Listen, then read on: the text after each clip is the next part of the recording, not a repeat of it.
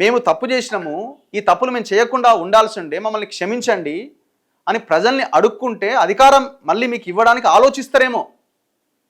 మీ తప్పులని కప్పిపుచ్చుకొని జనాలే తప్పు చేసి మేము మంచి చేస్తే అని అంటున్నారంటే మీరు మనుషులా ఇంకేమన్నానా? ఎంత దుర్మార్గమైన మాట ఇది. ఇది ఇప్పుడు కాదు, ఫస్ట్ డే నుంచి ఇదే మాట్లాడుతున్నారు. వీళ్ళలో ఏమాత్రం మార్పు రాలే, ఇంకితమైన కనీసమైన మార్పు కూడా వీళ్ళలో రాలే. ప్రజలు తప్పు చేయడం ఏంటండి? జనాలను దోపిడీ చేసి, కబ్జాలు పెట్టి, జనాన్ని ఆగం చేసి, పోలీసులతో కొట్టించి, నరకం చూపించి, మీరు బాగుపడి జనాన్ని మోసం చేసి, ఇంత చేసి మీరు మళ్ళీ జనమే తప్పు చేసిరంటే ఎంత ఘోరం ఇది. ప్రత్యేకత మీకేమైనా ఉపయోగపడుతుంది అనుకుంటున్నారేమో, కానీ ఎలక్షన్స్ వస్తే అదంత సినిమా లేదు అక్కడ, అంత సినిమా లేదు అక్కడ. ఇంత ఘోరంగా మాట్లాడితే జనం ఎందుకు ఓటేస్తారు మీకు? ఇంత ఘోరంగా మాట్లాడితే జనం ఎందుకు ఓటేస్తారు మీకు? మీరు ఏమైనా మీరు చేసిన తప్పులకి క్షమాపణ కోరాల జనాన్ని బహిరంగంగా.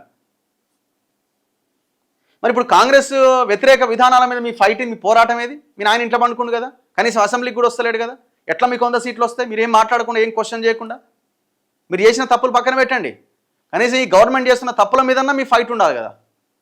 కనీసం అసెంబ్లీకే వస్తలేడు కదా మాజీ ముఖ్యమంత్రి, శాసనసభాపక్ష నేత బీఆర్ఎస్.